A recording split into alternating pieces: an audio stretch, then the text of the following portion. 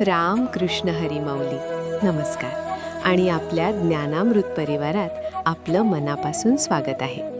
मित्रांनो, आज आपण भगवद्गीतेच्या 5व्या अध्यायातील अशा एका श्लोकाचा विचार करणार आहोत, जो संसारातील प्रत्येक जीवासाठी एक संजीवनी आहे. बघा ना, आपण रोजच्या धावपळीत कामाच्या ओढ्याखाली इतके दबून जातो की कधीकधी वाटतं हे सगळं सोडून द्यावं. पण भगवान श्रीकृष्ण अर्जुनाला आणि पर्यायाने आपल्याला पळ काढायला सांगत नाहीत. ते आपल्याला लढायला शिकवतात, पण एका वेगळ्याच अंदाजात. चला तर मग शांत चित्ताने डोळे मिटून त्या परमात्म्याचं स्मरण करूया. जय श्रीकृष्ण. ब्रह्मण्याधाय कर्माणि संगम त्यक्त्वा करोति यः लिप्यतेन स पापेन पद्मपत्रमिवांभसा. कुरुक्षेत्रावर अर्जुन गोंधळलेला आहे. त्याला वाटतंय की कर्म केल्याने पाप लागेल, हाताला रक्त लागेल. तेव्हा भगवंत त्याच्या डोक्यावर प्रेमाने हात ठेवून त्याला कर्मयोगाचं गुह्य सांगत आहेत. ते अर्जुनाला समजावत आहेत की जगात राहूनही जगापासून अलिप्त कसं राहायचं. माऊली सांगतात, या श्लोकाचा अर्थ अतिशय रसाळ आणि मनाला भेटणारा आहे. भगवंत म्हणतात, जो मनुष्य आपली सर्व कर्मे त्या परब्रह्माला अर्पण करतो आणि फळाची आसक्ती सोडून आपले कर्तव्य पार पाडतो, त्याला पाप तसे स्पर्श करू शकत नाही, जसे कमळाच्या पानाला पाणी स्पर्श करू शकत नाही. यालाच म्हणतात पद्मपत्रमिवांभसा. आपण कधी कमळाचं पान पाहिलंय? ते चिखलात उगवतं, पाण्यावर तरंगतं. पाण्याचे थेंब त्याच्यावर पडतात, पण ते पानाला भिजवू शकत नाहीत. ते थेंब मोत्यासारखे गरंगुळून जातात, पण पानाला ओलावा लागत नाही. अगदी तसंच आपण या संसारात राहायचं आहे. संसार हा त्या चिखलासारखा किंवा पाण्यासारखा आहे. त्यात आपली नोकरी, व्यवसाय, नातीगोती हे सगळे येणारच. पण आपल्या चित्ताची अवस्था त्या कमळाच्या पानासारखी असायला हवी. मी हे केलं, हे माझ्यामुळे झालं, मलाच याचा मान मिळायला हवा.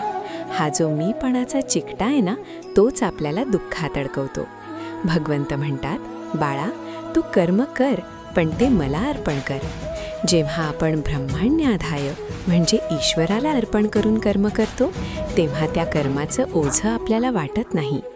मग यशाने हुरळून जाणं नाही आणि अपयशाने खचून जाणं नाही.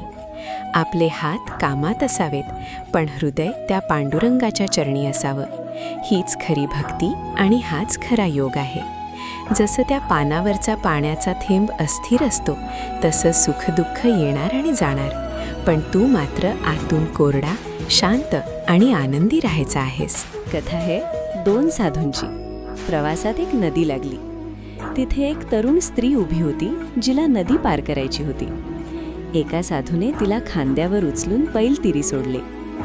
पुढे गेल्यावर दुसरा साधू अस्वस्थ होऊन म्हणाला, आपण संन्यासी असून तुम्ही परस्त्रीला स्पर्श केला? पहिला साधू शांतपणे हसला आणि म्हणाला, मित्रा, मी तिला केव्हाच नदीकाठी सोडून दिले, पण तू अजूनही तिला तुझ्या डोक्यात वाघून चाललायस. तात्पर्य काय? तर शारीरिक कृतीपेक्षा मानसिक आसक्ती सोडणं जास्त महत्त्वाचं आहे. हेच या श्लोकाचं सार आहे.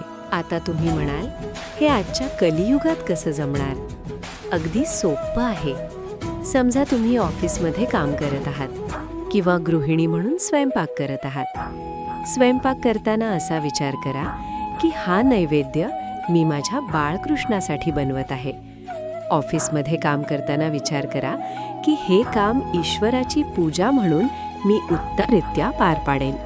मग बॉसने कौतुक केलं किंवा नाही केलं तरी चालेल. जेव्हा तुम्ही फळाची चिंता सोडता, तेव्हा तुमच्या कामाचा दर्जा सुधारतो आणि मनावरचा ताण नाहीसा होतो. ट्रॅफिकमध्ये अडकल्यावर चिडचिड करण्यापेक्षा ही भगवंताची इच्छा म्हणून शांत राहणं, हेच तर कमळाच्या पानासारखं जगणं आहे. थोडक्यात सांगायचं तर, हात कामात आणि मन रामात. जगाच्या बाजारात राहायचं, पण मनाला त्या परमात्म्याच्या चरणांशी बांधून ठेवायचं. हीच खरी शांती आहे. माऊली, आजचा हा विचार तुमच्या हृदयाला स्पर्श करून गेला असेल तर आपल्या ज्ञानामृत परिवाराला नक्की जोडून घ्या. सबस्क्राईब बटन दाबा, म्हणजे रोज अशाच एका नवीन रसाळ निरूपणाची भेट आपल्याला होईल. तुमचं एक लाईक आम्हाला खूप बळ देतं. चला तर मग आजच्या दिवसाची सुरुवात या सुंदर विचाराने करूया. सर्व काही त्या श्रीकृष्णाला अर्पण करूया. ओम पूर्णमदः पूर्णमिदं पूर्णात् पूर्णमुदच्यते. ओम शांतिः शांतिः शांतिः. जय हरी.